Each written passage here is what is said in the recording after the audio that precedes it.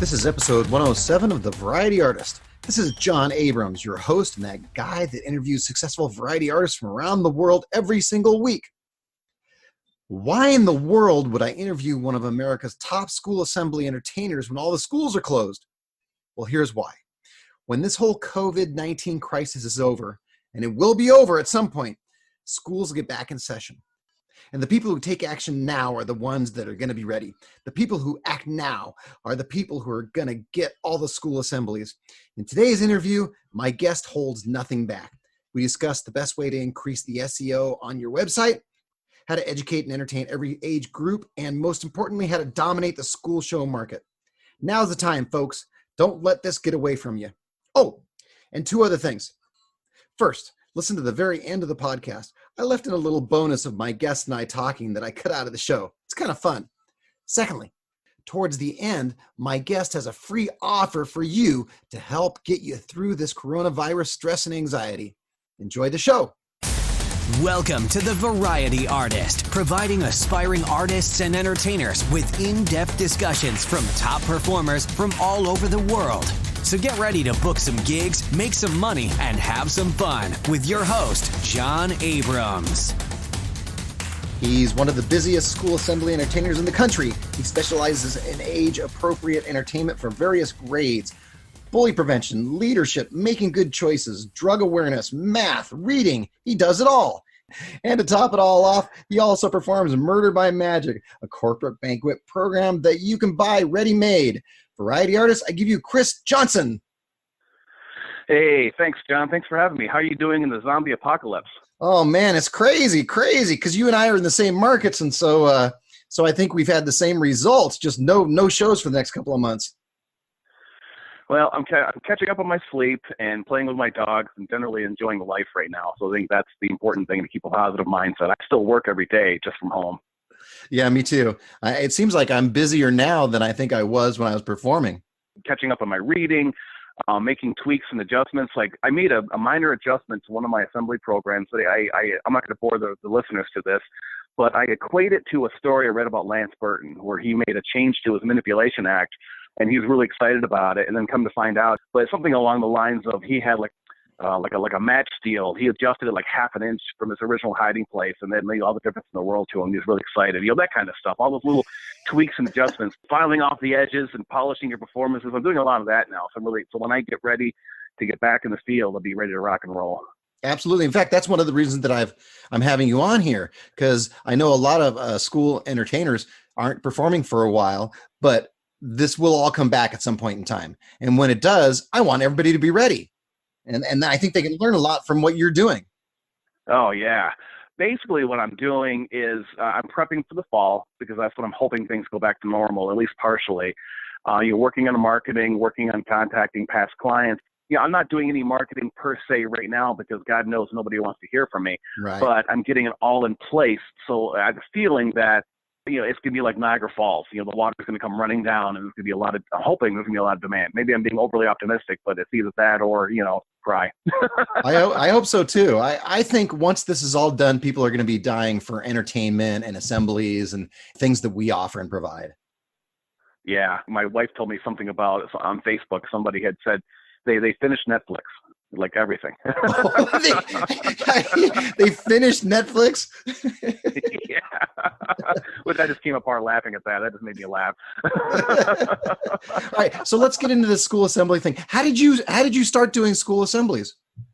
It's funny because the old classic story, I got the magic set when I was 8 years old, became captivated by magic. And back when I was growing up, it seems like every decade there's like one big magician. The 70s, it was Doug Henning, in the Right. 80s it was Copperfield, 90s it was Blaine. Well, I grew up in the Copperfield era, so I look forward to his specials every year. My cousin Rebecca was dating a youth pastor at a church who was an amateur magician. When they were dating, and he was like 15 years my senior, came to my house and did this entire 30-minute magic show for me and my parents. I was captivated. It was like in my house. I was just blown away by it. So I got the magic bug. And then years later, started doing some birthday parties and things like that. I don't remember who gave me the idea originally. Oh, it was actually one of my clients, one of my birthday clients. She had contacted me. Goes, I just love your birthday show. Evan still talks about your show, whatever the kid's name was. can you do a show for our school assembly, on the topic of bullying? And I had no idea what to do. And she sent me some notes that the school wanted to hear about, and that's how I put together my first iteration of the show. So the idea first came from one of my clients. And from there, it just kind of snowballed from there. I did mostly bullying shows for the first several years. I took a cue from Doc Dixon. That's mostly what he does. And then over the years, I started adding more shows to fill more niche needs. That's basically how it got started. And I got into marketing. I got the Dave D marketing course, back in the day. And you and I are cut from the same cloth, because I did the exact same thing. I got the Dave D marketing course, and I followed him, and then Dan Kennedy, and probably similar to what you did, right? Oh, totally. And then in 2005, I learned stage hypnosis, so I do that as well. Not as much as I used to, because it's all late night stuff. So I'm also a hypnotist, and I became a hypnotherapist and had a clinic for a few years. Basically, my true love was the stage. So I closed the clinic, devoted myself completely to stage, and my income just skyrocketed. Oh, yeah. That's where I am today. Well, the great thing about doing school assemblies is most entertainers that are listening to this, their weekends are filled. But doing school assemblies, you and I both work almost every weekday. Yeah. So we have the weekends free for our families. Oh, it's fantastic. My wife likes sex. My wife owns a hair salon. She's close too, so we're quite cozy right now. When she's off, I'm off. And I talked to her during this whole thing with COVID-19. Like, you may be able to get back into birthday parties. And she's like, oh, God, then your weekends are filled up and I won't see you anymore. I'm like, that's right. We'll see how it goes. With school assemblies, what do you think are the best or some good subjects to do for school assemblies? Oh, well, let's see. Bullying remains a hot topic. There's sort of a paradigm shift in some of the school markets based on what I've read on the School Show Forum in other states. Some people are shying away from the word bully, but the subject matter is still germane. And I know you do a couple of different bully shows too. Yep. Character education is still big. Reading is huge.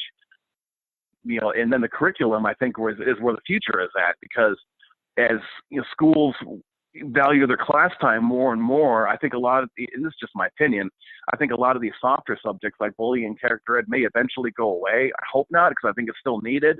That's my prediction in however many years. So I think in the future, it's going to be primarily curriculum-based. Reading, science, math, history, that kind of stuff that reinforces the curriculum, I think is going to become more and more important in the years to come. I mean, that's just, speculation of myself, putting my finger in the air and kind of read the tea leaves. Those are the main subjects that I find the most success with. I still do maybe a half a dozen to a dozen drug awareness shows. Every time I get ready to pull it off my site and get rid of it, I suddenly get a lot of leads for it. It's still there. It's not a top topic, but 6 or 12 shows, I'm willing to keep doing it. Yeah, I get a lot of those during Red Ribbon Week. Red Ribbon Week is the no drug week. They still have that, but now they've combined Red Ribbon Week with Bully Month, and they've combined these 2 or 3 things all together, and Halloween. Exactly. But you can relate to this, where they want you to combine bully, character, and drug awareness all in one show, and my head explodes. Yeah, I just tell them, no, you can have one or the other. Exactly.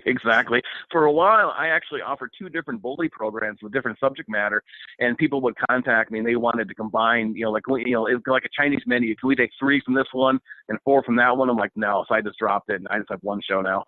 I have 2 bully shows, but I get the same thing. Can you do part of your animal magic show? That's a weird one.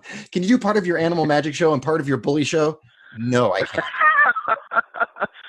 So what do you find the big difference is between a school assembly and a family fun night? Because those are very different animals, speaking of animals. Oh, man, you aren't kidding. I'll do some of them in the same day. The biggest thing that I've seen, if this sends shudders down your spine, I apologize, is that during the day, the psychology is this is why I like school assemblies, one of the reasons. Because the kids are a captive audience. They're not self-selecting. They have to be there. But they're so happy to be out of class. And as opposed to a birthday party where it's all about little Johnny, he's hyped up on sugar, and it's all about him, and it's uncontrollable. And this ties into the family night thing, where I've always made this analogy about prisoners being released in the prison. At nighttime, the kids are back at school, but it's a voluntary thing. They turn into just my experience, they turn into like little animals. So it's much harder to control the kids in a nighttime situation, a family night thing. I was at a school last year. Oh. And the kids were like literally hurling themselves against the wall and dangling from the basketball hoops. The same kids that during the day were angels. And I'm like watching all this. And the principal's like, yeah, they kind of look at the school like their living room. And I was getting paler and paler. And it was a really tough show. And I'm glad it's over. Oh, man. So how does the pricing work with the assemblies as opposed to the family fun night? Because I know a lot of family fun nights, a lot of folks do them as fundraisers where they actually make money for the schools, whereas school assemblies, I don't know, there's a number of different ways of pricing them. You don't have to tell me your prices, but how do you go about pricing them? The way that I do it is I give schools 3 different ways that they can do this. The first way is they can book the family night fundraiser by itself. And I travel a lot, so I've got hotel expenses and whatnot. So if they want to book the family fun night without a daytime assembly program, I just charge the same amount I would charge for a daytime assembly because the traveling is the same, the setup is roughly the same. The second option is if they have one of my daytime assembly programs during the day, then I will give them the family night fundraiser for half price at night because I'm already there. Third option is if they book my daytime family fundraiser and then at nighttime we can sell tickets. And I only give them that option for venues that I can travel to like within the same day. Like in other words, less than 4 hours away because I can do it, come back home. I'm not doubling up on my hotel expenses because I have on occasion had very small crowds turn out and I don't want to lose my butt and have another hotel stay for that small group. So I restrict that option, me personally, to within like 3 or 4 hours of my house. And I've had some really good clients where they want to do the ticket sales and then, sell the tickets for like $1 a piece. And so I also put a restriction. I go, you have to charge at least $5 a ticket. Oh, yeah. I've heard other people, they will do the ticket sales without any kind of payment requirement, but they will require like a minimum threshold. Like in other words, how does it go? They will take the first 100 tickets and then after that they do a split with the school or something like that. So they have to be paid whatever the minimum fee is. People do show up for magic shows. Actually, you can relate to this as well, that if you do a show during the day and you get them hopped up during the daytime assemblies, then you double your door. Like when I do it with a ticket split, what I found is they'll sell whatever, say 100 tickets leading up to the day of my assembly. And then during the assembly, I do the show, get them hopped up for the nighttime show. And I talk about a few marquee tricks like, oh, I can float one of you in the air. Right. Yeah. I used to do my head chopper. We're going to put one of you in my 6-foot guillotine. A couple of marquee tricks where in a couple of short phrases, you can describe what it means and everybody knows what it means. That gets them really excited. And whatever they pre-sold the tickets, I would find they would double it at the door. So they sold 100 tickets in advance. At the door, they get 100 walk-ups. And I also provide them with flyers and take home and press releases and all kinds of goofy things the school can use to get the word out to the parents and community as well. During school assemblies, if I was doing a family fun night, I actually don't do this anymore, but I would mention that I would cut the principal in half. And that was a big draw. Oh, yeah. Even if the kids didn't get a ticket before, they're like, oh, well, we got to go see that. Yeah. I did that one time where I used to have a 6-foot tall guillotine, and now I went to like a Lester Lake style head chopper. And I used to do that. I used to do the thing about the principal. Oh, we're going to put the principal's head in the guillotine. And it's like you said, it was a huge draw. And I got to this one show, and there was this very, very, very nice lady, but she was heavy set, very heavy set, and had really bad knees. And literally to get through the trick, I literally had to have 2 other men lift the guillotine up higher off the ground so she could put her head into it without getting down on her knees. And we got through it and everything. And they're like, okay, I'm not going to do that anymore. Yeah. You don't want to be looking the principal up and down going, uh-oh, see if this will work. Yeah. Exactly. For my own personal peace of mind, I just eliminated that selling point. I'm like, we're going to put somebody in the head chopper now, not the principal. I still think it's a selling point to have the principal. So if you do something where body condition and size doesn't matter, then I think it's still a huge selling point. Most of my programs, at one point, I get a teacher up on stage, and the kids go crazy for it. You'll see the principal on stage, and they can do an amazing piece of magic, make him look like a hero. Turn this into a marketing phone call. Make him look like a hero, and you teach the principal a trick ahead of time, and they'll walk away a hero. That's a huge selling point. So, there's a free gift for the listeners. Or even making the principal appear magically. That's a great one too. Yeah, exactly. The principal looks like a hero, and And then he announces the amazing Cris Johnson. Right, exactly. Yeah. Well, I was looking on your website and I love your Assembly of the Month. This is something I don't do. This is pretty cool. Tell me about that. Oh, you know what? That's actually something that my marketing team, because I have a web team that does most of my online marketing for me. I mean, I have input, obviously. And they just came up with that idea like 2 months ago. That's a great idea. The first one for March 1st, and then COVID-19 hit, and now I've got this April thing advertising these assemblies. It'll be germane when schools get back to session. But the idea they came up with for me is let's do a highlight thing, having it move between a library show and an assembly show. So it's 2 different shows highlighted every month. And the way that I look at it is that it helps my SEO rankings. Google likes it when your website changes content. Not too often. They like it when you update your site, add new content, change things around. When customers go to the site, they see that it's visually very arresting. What I try to do with my web team is I tell them, here are the ones I want to focus on every month. In January, I'll focus on reading. And September, I'll focus on character and bullying, that kind of thing. And just try to pick the topics that I know school is going to be looking for anyway. Is school PTO personnel and principals are just going online and checking out all the different entertainers out there. They hit mine, and that just jumps out at them. I don't have much more to say to it other than that, and just pre-plan as to what your clients would be looking for. The last thing I'm going to do is have the assembly of the month be on Christmas in June, for example. So it's got to make some sense. Right. Pretty simple strategy. That does a couple of things, that strategy. Not only do you probably sell a few more of that particular assembly, whatever it is, that particular month, but you're also planting a seed for the future.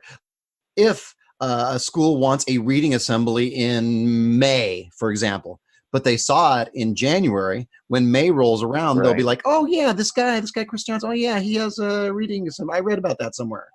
Yeah, totally. And you're doing the power of suggestion. It's got a lot of really cool benefits. I mean, I got myself a really good company. A lot of the stuff is their idea, so thank goodness for them. Wow. So you have a company that does your SEO or your marketing? Yeah, and I can even post a link to the company because I don't mind sharing it because they won't take anybody in my niche within, I think it's like 4 hours around my house or something like that. So they don't want to cross-contaminate their efforts. So if anybody in Western New York, sorry, for other people across the country and stuff, I referred Tim Stent, listen to me talk. I get so excited. I'm like a chihuahua. Sent them to Tim Sonnenfeld. He's using them now. Oh, yeah. And a couple of other people. So, they're a really good company.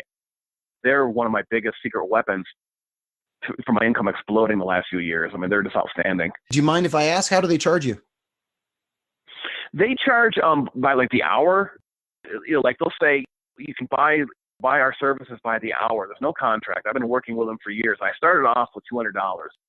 I believe they charge either $200 for an hour or $100 an hour, whatever it is. And here's the thing. One of the things I really wanted to communicate in this interview is the idea of SEO is a long game. You can't put a lot of work in SEO in like a month and expect results. So it's got to be a long game. So about 3 years ago, I hired them, and my business was like, it wasn't in the crater, but it was like less than half of what it is now. So I found them, hired them, paid them $200 a month, and they will do whatever I want for $200 a month. They want me to do social media, they'll do social media. They want me to do SEO, they'll do SEO. What they will do for me is whatever I want them to do. After 2 years, I noticed I started getting really great results, so I upped it. I went up to $400 a month. So now they do twice as much for me every month, and my results are spectacular. I mean, I'm ranked very, very highly for, the proper keywords and everything, and they just do great. Pardon the interruption, folks, but I realized that I forgot to ask Cris the name of the marketing company he uses. Here it is. It's called New York Marketing. I'll put the link on Chris's show notes page. Just go to the episode page at thevarietyartist.com, check out Chris's show notes, and the link will be there. Now on with the show. For me, it's very reasonable. I still do AdWords, but back in the day when AdWords, I'm talking like 10 years ago or so, AdWords was like my main way of reaching new clients. I mean, I was paying like $1,000 a month. That was back when a click for a certain keyword was like $1.50, and now it's like 3 times that for certain keywords or higher. So while AdWords is still a part of my marketing platform, it's not the part of my platform, and that's really advantageous. So while $400 a month may sound like a lot, hell of a lot better than $1,000. And that $400 that you're spending, you're multiplying it with return on investment. Yeah, big time. In some of the paperwork I gave you, you mentioned the Borg Approach. What exactly is that? First of all, a little bit of, what is a Borg? Star Trek. I'm a big Star Trek nerd. Borg are these half cybernetic, half organisms. They assimilate people in Star Trek. Like they'll go to a planet full of humanoids, like whether it's Earth or Klingons or Romulans, and they'll suck up the entire population, implant them with all these cybernetic implants, and turn them into half machine, half people. Mm-hmm. They assimilate, and they learn from them, and they learn how to conquer other people and everything. So the Borg approach is all about assimilation.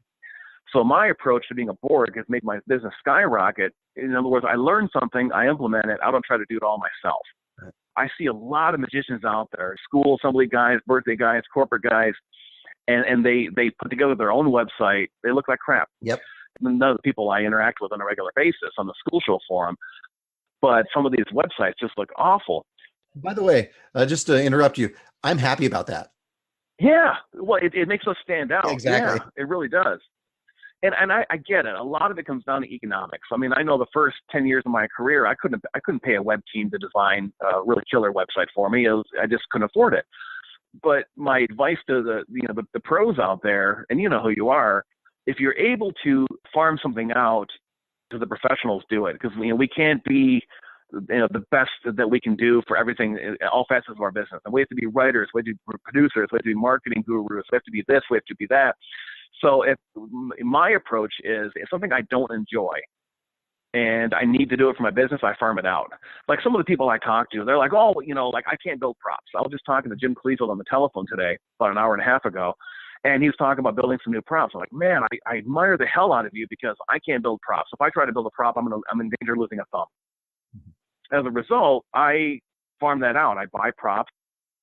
Other people have said to me, well, once you try doing it, you'll get used to it, you'll get better. I go, but I don't enjoy it. So if something I don't enjoy and I can afford to farm it out, I do. And my life's been a lot happier. I have more time on my hands to spend with my family, that work-life balance, and I get better results. I'm not a graphic designer. I'm not going to take the time to learn how to code and be a graphic designer. I farm that out. I used to do my own AdWords. And I used to be really into AdWords too, and I did it all myself. And then they changed the algorithms, it got really confusing, and my rankings dropped. So now I farm that out. So be a Borg. That's my recommendation. There you go. But I do say this: you're right. To all people out there who do their own thing, who don't invest in their marketing, it makes those of us who go in a different direction stand out, and that's good for us too. Yeah, and anybody that can do exactly what you're talking about, they will stand out. Yeah, exactly. Well, and without copying, like I ran into this issue a couple of years ago with another performer. If you see somebody's website you like and you steal their web copy word for word, all you're doing is hurting yourself. And I'm directing this to other people listening, because what happens is if Google sees the same exact wording on multiple websites, both websites get penalized. So it would always behoove you to have different website copy that's in your own voice. Mm-hmm. Like I bought Doug Shear's Wacky Science Show and his Uncle Sam's Comedy Jam Show, both fantastic programs. Yes. I wrote all my own web copy because I did not want Google to penalize me or Doug. That's just how Google's algorithms look. They don't want to see the same exact thing. Right. Like I know you, John, you've got the Discover Magic thing going on. I looked into that and everything. I looked at your web copy and it's all unique to you, which is fantastic. Even though it's the same product, it's unique to you, and that's fantastic. That's only going to benefit you and the other people using it. I hope so. That's my idea. That's my thought. Yeah. The Discover Magic thing, for people listening to this who have not heard of that, it's teaching magic classes. And right now we're teaching them online, because that's the way things are going for the next couple of months at least, huh? I actually had a library contact me about doing an online show, and I turned them down. I know there's a lot of talk, a lot of scuttlebutt now on the internet about doing online shows. If that's the way you're going to take your business, hey, more power to you. I thought about this for a couple of weeks because one of my school principal clients, she's also a client of my wife's hair salon, and she said, oh, Chris, I got to start doing online shows because of the virus and everything. And I personally have decided not to do it. No matter how good my show is online, if the schools look at it as, oh, well, we can get an online video on YouTube for next to nothing on all these cool special effects and things. So it makes what we do less valuable. And again, I'm not trying to dissuade people from making a living. It's just my own personal standpoint. And my show is so interactive anyway. I mean, I tend to freeze up in front of the camera. Whenever I do like a video intro for one of my demo videos or something like that. And then it takes me like an hour to do like a 5-minute take because I get so frozen in front of a camera with no audience. Oh, yeah. I personally will not do live shows because I will just suck at it. Yeah. I'm in the same conundrum because all of my routines have volunteers. That's half the fun of it. Yeah. Is having somebody from the audience and having fun with them and having fun with them on stage. And that's half the comedy. So one of the difficult things doing it online is not having volunteers. It's basically you in front of the camera. Yeah. I mean, I would have, if I took all my shows as they were right now and I just chopped out the volunteer parts, I have like a 15-minute show. Yeah. You put all your shows together into one now.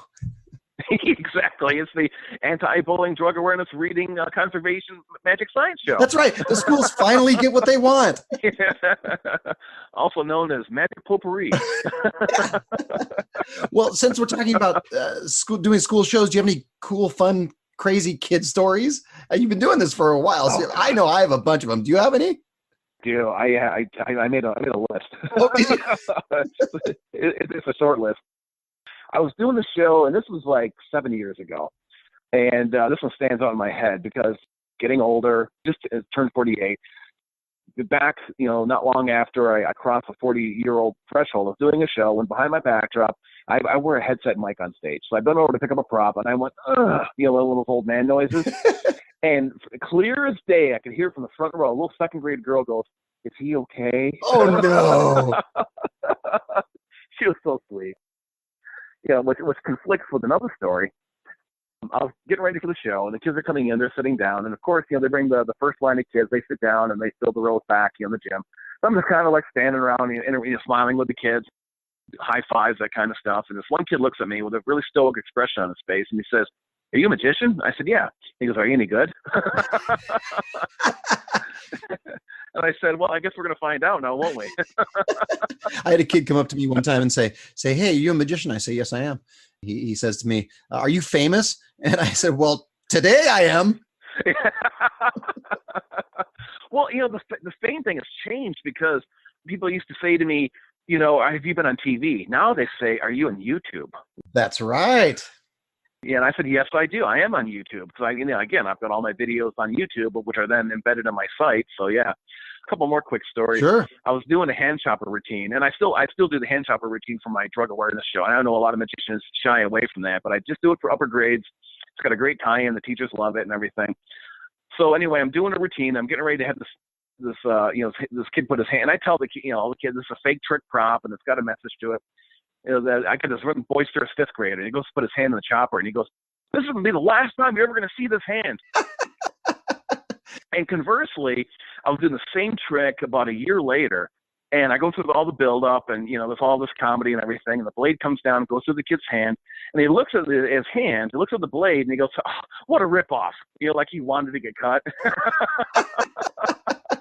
That's when you pull out the fake hand and you say, "Well, this was my last volunteer." Yeah, exactly. My wife gave me the idea for that routine because she saw me do my drug awareness routine a few months ago, in fact, and she goes, "You got to get a fake hand but put a dog squeaker toy in it." That's a good idea. What is murder by magic? What is that? Murder by magic is something I created 10, 12 years ago. I don't even remember how long ago I created it, but this was back when I wasn't quite magic for all occasions, but I was splitting my time between school assemblies and corporate. I was doing a show, and I was doing a blindfold act I was doing a mentalism show. I should specify that. Mentalism is like mind reading, that kind of stuff. During my mind reading act, the blindfold act, I heard one person in the audience say in a loud whisper, "Oh, the same guy, the guy last year did the same thing." So immediately I thought, I got to come up with something new, because I'm not good at creating new magic tricks, but I'm really good at scripting and coming up with concepts. And I'd had the idea for a murder mystery, and I was like struggling to make it fit into one particular routine. And I remember I was sitting in my old office in my old house, and it just hit me like a brick. I'm like, why don't I do the whole show as a murder mystery? So the concept of the show is, it's literally as it sounds.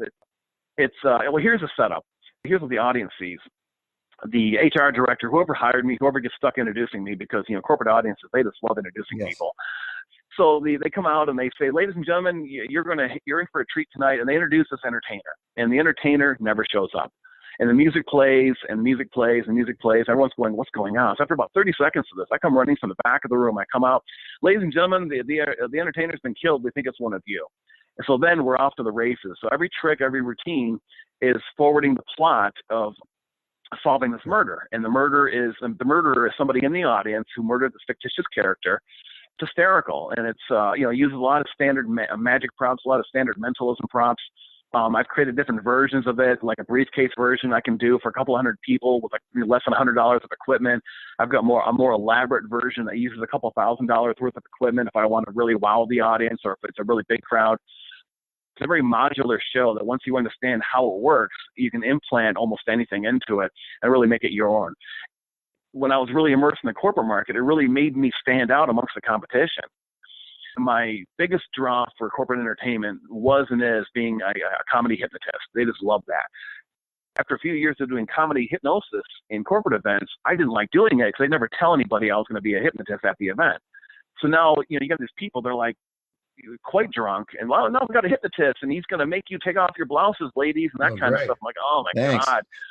So it was just awful. So then they would contact me for the hypnosis show, and I would sell them on the Murder by Magic. But well, we had a magician last year, and I tell him the pitch that I just told you. Oh, that sounds so cool. It's different. I go, yeah. It was a really easy sell. And so after I did that for a while, and I decided to get out of corporate because I don't like performing for drunks, I decided to make it available to the magic community, and I've sold probably like a dozen over the years. I mean, that's a lot. I mean, I don't push my products really hard, but it's out there if anybody wants it. So where can they go if they want something like that? They can go to professionalmagicproducts.com. That's where all my goodies are. I sell several Jim Clefield products, several Peter Lochran products, and some of my own stuff too. And it's all on there. And they'll see it, Murder by Magic, and it outlines what's included with the package and all kinds of cool stuff. So good times. Sounds great. All right, we're going to switch gears a little bit now and do Fact or Something John just made up. Sound like fun? Oh, awesome. I love this. I think it is. It's the variety artist's favorite game, I think. Is it fact? Or is it something John just made up? So here's what's going to happen. I'm going to give you a headline. You're going to tell me whether it's true or not, and tell me a little more about it if it is true. Cool. Okay, here we go. First headline. Criss once set himself on fire during an outside gig.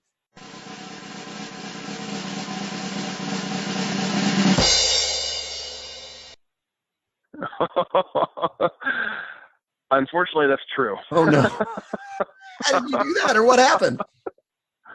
Oh, this is so stupid. This is before I went full time, so that's my escape clause. I did so many dumb things when I was like a part timer.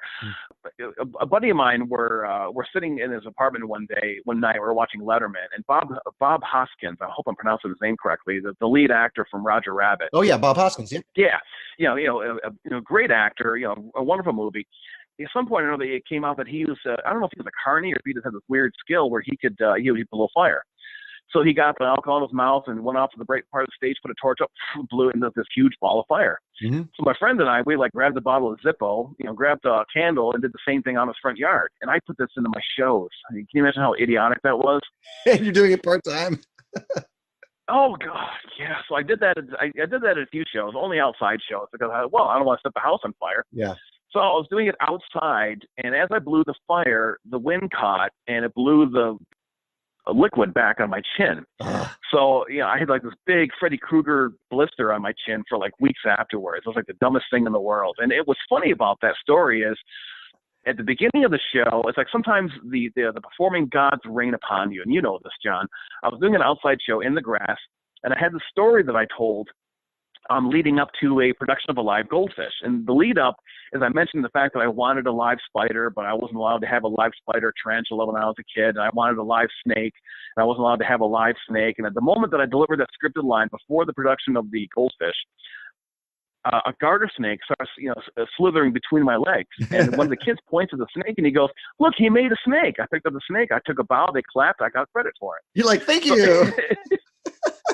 Then later on, the show came crashing back down to earth when I set myself on fire. So yeah, that was awful. That's a show. You made a snake appear and lit yourself on fire. What a deal. Oh yeah. I guarantee you, whoever saw that show remembers it to this day. For all the wrong reasons. I'm sure. No extra charge for those. All right, next one. Criss once cut off part of his knuckle during another outside show.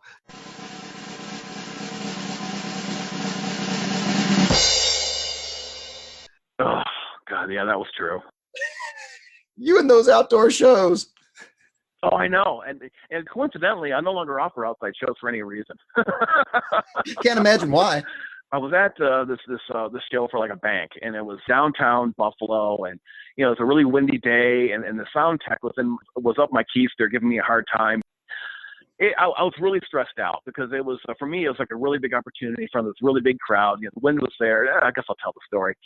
I know very little about sound. I can make sound come out. I can make it come out and have it sound good. That's about all that I know. Mm-hmm.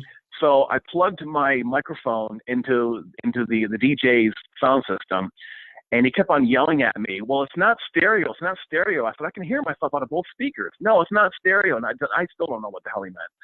So he's like barking in my ear right up until showtime. So I'm like really rattled. The wind's blowing. I had to cut out a couple of tricks because the wind was blowing.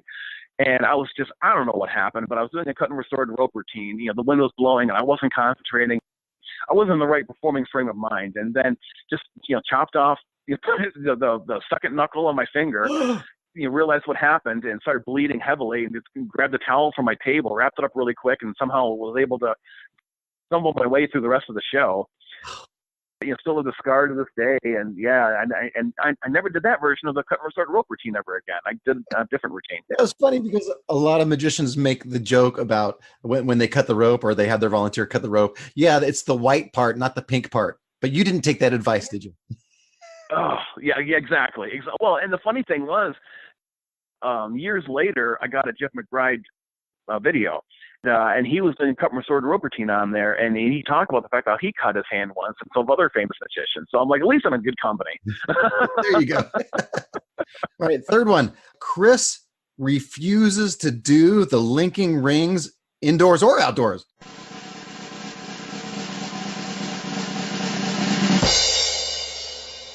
That is false.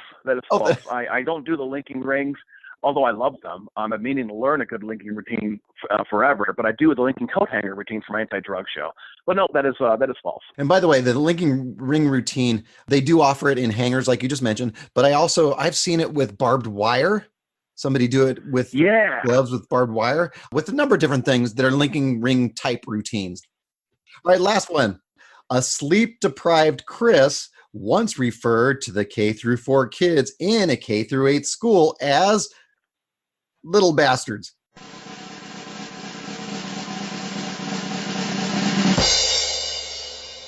Oh, that's true. Oh no! On stage? On stage. Oh my God. That was about 3 years ago. Oh. I don't know what happened. Well, I was sleep deprived. But scripted line, I did the K-4 kids in the morning, and then after lunch, I did the 5-8 kids. Yeah. And the scripted line, because I script all my shows, the scripted line is, I make a reference to the little kids, and I go, I saw those little kids earlier. They're sadistic little buggers. Oh, no. And I get a nice laugh, and I go on. And then just little bastards came out of my mouth. I'm like, I don't know why to this day. And I broke into a cold sweat, and some of the kids gasped. And I was just like, I'm done. My whole career is done. I was just shaking. I was like so upset. And the principal came up to me afterwards, and this was a charter school, a really laid-back charter school. The principal literally had kind of like just a, hey, man, how you doing? That just kind of laid-back demeanor. And I'm so sorry. I don't know what happened. It's just slip of the tongue. He goes, hey, man, don't worry about it. It's all good. Okay. The school has brought me back 3 times since. Oh, man. But all you can think about for the rest of the show probably is what you said, huh? It's all going through your head as you're doing your other routines. Oh, yeah. I was like 2/3 of the way through the show. I had like 15, 20 minutes to go, and I'm just like dying on the inside. I just want to run screaming out of the room, and it was just awful. Boy, I dodged a bullet with that one because, damn. Yeah. That was fact. Or something John just made up. All right, so we're going to move on to some fan questions. You want some fan questions? Sounds great. Lay it on me. All right, here we go. Conrad Cologne, an excellent magician out of New Jersey, says, Criss is amazing. That wasn't his question. Oh, that's so sweet. That's very nice. I know Criss travels a lot for his assembly programs. How does he keep everything organized? Hotels, travel, etc.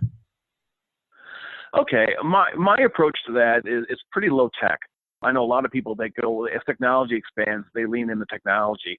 And I'm very reluctant to embrace technology. I mean, I got automation on my site and that kind of thing. But as far as travel, what I usually do, if it's not winter, because here in the East Coast, winter can cancel shows like nobody's business.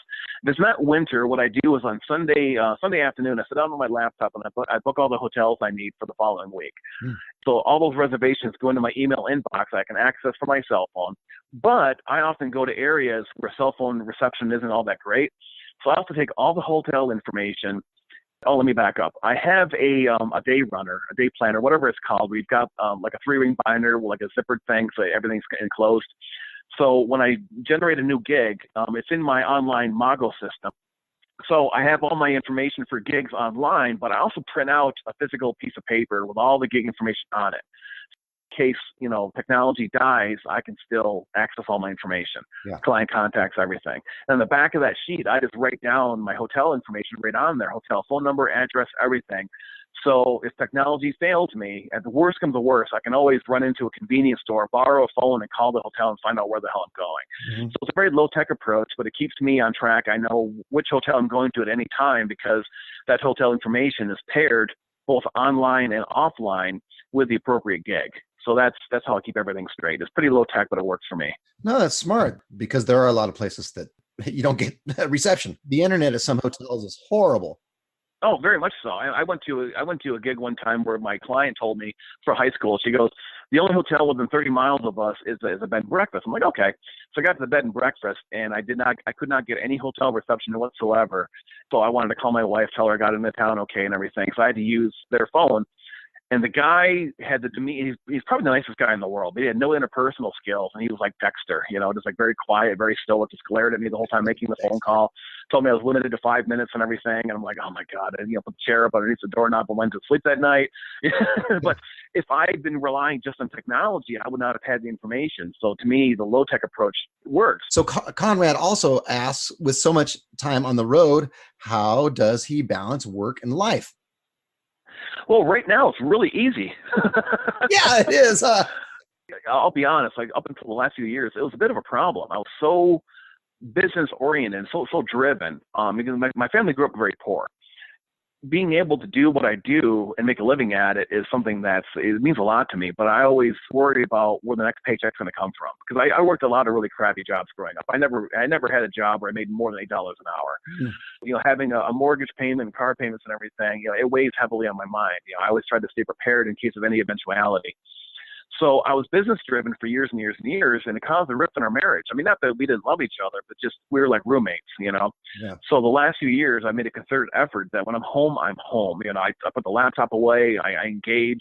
We go out to dinner a lot. We plan 2 or 3 vacations a year where we go away. We do like weekend jaunts. We go to Shays Performing Arts Theater. When I'm home, I'm home. We plan for the appropriate downtime. On weekends, she's off, I'm off, so that works out really well too. So it's mostly being in the moment and appreciating what you have. I wish I saw that question on the Facebook page, and I wish I had a better answer than that. But it's what I do. I just try to be in the moment when I'm home and not work. Because before, when we had the rift, I worked all the time. I was home, I was on the computer, I was ignoring her. Shame on me. So when I'm home, and when I'm at work, I try to make it so I get home sooner by taking less out of town gigs, which is ironic because I was actually working toward that goal this year, but taking less out of town gigs, and problem solved now. So here we are. Brett Chatfield, aka Looney Balloony, out of Oregon, asks, who do you talk to when trying to book a show at a new school? Honestly, I let them come to me. I mean, I know that's probably an unsatisfying answer, but my marketing platform consists of direct mail, AdWords, SEO, email blasts, and various points of contact with past clients. And if I'm misinterpreting his question, please, dude, correct me on Facebook, and I'll try to answer it there. It sounds to me like you're talking about cold calling, and which I don't do. So I know some people do cold call still, and it works for them. I've heard a few. I don't want to say names, but I've heard cold calls. If I'm wrong, I don't want to misrepresent them. But I've heard a few very busy assembly presenters still do cold calling, And if it works for them, great, but I don't have any insights for you. So I let the customers come to me. I mean, I reach out digitally, I reach out with direct mail and everything, but as far as approaching a school, I'll send out direct mail to PTO, PTA, assembly coordinators. I'll send out direct mail and email blasts to principals, and then I maintain contact with past clients and past people who have reached out but not booked. So that's what I do. I hope that answers this question. If not, let me know. Yeah, you do the same things I do. I believe it puts us in a better position when they reach out to us as opposed to us reaching out to them.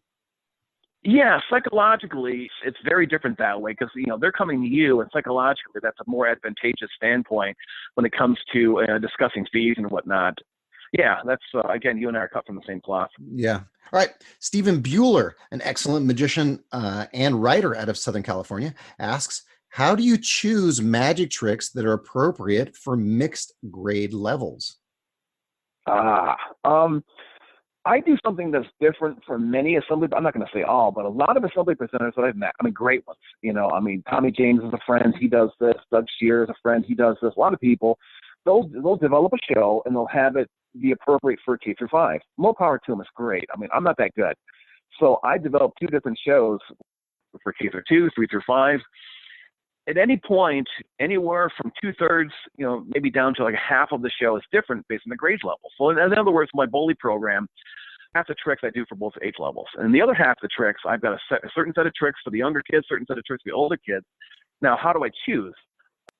I try to put myself in the mind of the kid, like what I would like. I have this weird advantage. This is going to sound so weird, but there's some neurological evidence to back up what I'm about to say. I don't have kids, so I never matured. Perfect. There's a great guy that I'm friends with. He works in D.C., and he's like a research scientist, and he's got all his degrees and patents and everything. He used to be a nuclear submarine captain, just a really great guy. And I remember reading one of his articles he sent to me that when people become parents, there is a neurological process that happens. They mature. And I'm probably getting the details wrong, but with my wife and I, we never matured. It's painting a picture of me like a man-child, but I'm still able to kind of like step into the mindset of a kid. Like, what is the kid going to like? And a lot of it is just experimentation. Like when I happened upon the formula years ago that, okay, older kids from my performing style, they like tricks, they like this trick, that trick, that trick, that trick, certain kind of plots. I'm not going to go through them all. And then when I build a new show, I try to find, well, okay, I'll get into some details. Let me give you an example. I use a Pro Viper in my bully show for the older kids. Yeah, for those of you that are not magicians, Viper or Pro Viper, either way, it's a basket with a snake, a spring snake inside that jumps out and scares the heck out of the audience and then picks a card in the meantime. It's pretty cool. Exactly, a signed card too. It's really cool. So why do the kids like that? Because, a lot of older kids, they like card tricks. You got YouTube going on. They like the quasi danger feel of the trick and what's going to happen to the snake and the comedic element and everything. If I'm developing a new show, I try to find a like-minded trick. It's not necessarily with the snake, not necessarily with the card trick, but something with that kind of flavor to it. Mm. So does that make sense? Yes. Am I explaining that right? I find certain tricks that work for me for my performing persona for the age level of the kids I'm looking at, and I try to keep my performance material within those boundaries. For middle school kids, it's even more problematic. I try for them to go toward Criss Angel, David Blaine style of tricks, which I don't care for either one of those performers, but they struck a vein with kids, teenagers, and so forth of that vein, and therefore the tricks are more organic, they're less silly, they're more, and pardon the term, they go more for the jugular kind of thing.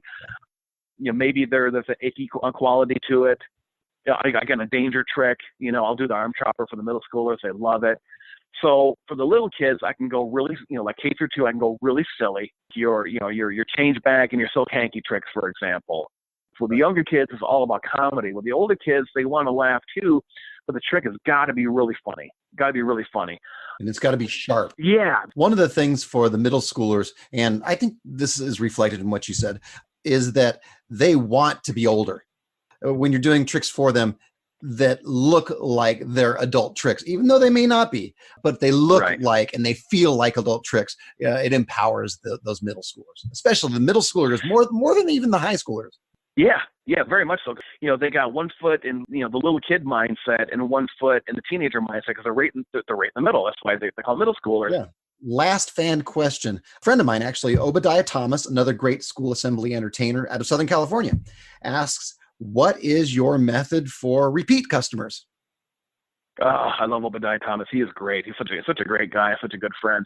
And I'll do a plug for him. He's got somebody wanting to get into school assemblies, he's got the best course out there. I mean, I offer a course too, cheap plug, but Obadiah is simply outstanding. Him and Mark Beckworth. Yep. A lot of my methods for repeat clients are covered in Obadiah's course, so I don't want to reveal any of that. But the stuff that I do myself, I send out a monthly e-zine where it's just it's less of a pushing a show thing, even though I do push it, and more of just a point of contact where I pick a goofy holiday and I talk about that briefly, and then at the bottom I mentioned an assembly program, and then at different points of the year, the classic times being at the beginning of the school year, right after winter break, springtime, that kind of thing. I do mailers and email blasts to all my clients, but I separate it out. If I'm mailing out to a cold email list, the opening paragraph, it reflects the fact that it's you've never heard of me before. Who am I? If I'm sending something out to a past client, then the language reflects that. Oh my goodness, Mrs. Jones, I had such a good time at your school last year, and here's what I'm doing this year. So I reference the past relationship, and then if it's a client or a prospect that has contacted me but never booked, then I reflect that. Oh, you may remember me. You contacted me last year or 6 months ago or whatever for this show. Well, here's what I'm offering this year. Red Ribbon Week is coming up, and here's what I offer for that. So whenever I mail to my lists, I always make sure to segment it out. Past clients, what I call warm leads, and then a totally cold list. What I'm probably going to start doing when school gets back up in session is do more direct mail to my past list. Keep that relationship going. Yeah. So that's pretty much what I do. And again, a lot of what I do I can't cover here because it's in Obadiah's course. But for those of you who don't have this course, that's what the things that I've outlined. That stuff not in Obadiah's. Oh, and the other thing, I'll mention another strategy too, and this is huge. There's the 300-day later email where somebody contacts you. Oh yeah. Or they book you, and then 10 months later, because that within a couple of months they're going to start looking again, ostensibly for another show the same year or the next year, you send out a reminder email. And I just have it programmed in my automation that 10 months later, hey, you remember me from last year? And I know you got an event coming up. Let's talk. I book probably half a dozen gigs a year just off of that strategy alone. And oh, Criss, it's good to hear from you again. I have no idea what they're talking about because I forgot. And that's the show. That's the whole podcast. Did you have fun? I had a blast. Thank you so much for having me on, John. It's been a pleasure. Well, thank you for doing my show. Do you have some social media or something that you want to plug before I let you go? They've got my website, professionalmagicproducts.com. All my goodies out there. Okay. And I do want to extend another offer to your listeners. This is stressful times. I mean, all of our businesses, most of us anyway, has completely collapsed. As a hypnotherapist, I created a lot of stress and anxiety reduction techniques I would teach my clients. Oh. So if anybody out there wants some stress management techniques, I'll email them to you. Just send me an email and I'll send them to you gratis. It's all written material, some audio material you can listen to. A lot of the techniques, you can do them in 30 seconds. So it's not like you have to sit down and on a dark place, put on headphones. It's just, most of them are quick little strategies you can do anytime, anywhere to get yourself out of that negative mindset. Absolutely free. Just email them and just I want to do whatever I can to help the community. And what is your email address so they can just shoot you out a quick email? Sure. My email address is Cris Johnson info, INFO at Verizon.net. And Criss is CRIS, no H. But Cris Johnson info at Verizon.net, or contact me on Facebook. Send me a message and your email address and I'll get that out to you. Thank you, my friend, for joining us today. That was great. So thank you, John. All right. And thanks to all my variety artists. Tell all your friends about the Variety Artist Podcast. Now go out and book those gigs, make some money, and have some fun. That's all for this episode of The Variety Artist, but your journey continues on our website.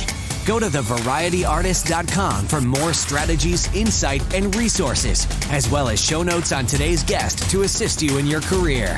We'll see you on the next episode of The Variety Artist. But until then, go out and book those gigs, make some money, and have some fun. I'm recording myself fumbling on a second here. All right. Yay. It is now almost 11 o'clock. Do you have a few more minutes? We'll do some fan questions and then get you heck out of here. How's that sound? Oh, yeah, I'm great. Yep. Okay, cool. I know. What do we have to do? Right. Exactly. I find myself with a plethora of time right now. So Yeah, we can do fan questions all day. there you go. It'll be like the 12-hour podcast. All right, let me have a little drink of my water, Exactly. and then we'll move on to some fan questions here. Hold on. Are you having fun? This is fun, right? Oh, I love this. I mean, like I said, and I'll tell the listeners this. I've been listening to your podcast for years, and John always introduced. He's this world famous person, and they read this book, and they've invented this, and done that, and they traveled here and there. And I present to you, Paul Rumhaney, or who Paul's on my mind because he's a friend. And then with me, I was like, oh my God, what's John going to say? Oh, he's busy. Here's Cris Johnson. I was like, he's a busy dude, ladies and gentlemen, Criss. Yeah, exactly. Yeah. The guy you've never heard of, Cris Johnson. So I was nervous about that, but everything else, I'm having a blast. I really love your format, and I knew you're a great host too. So this is fun for me.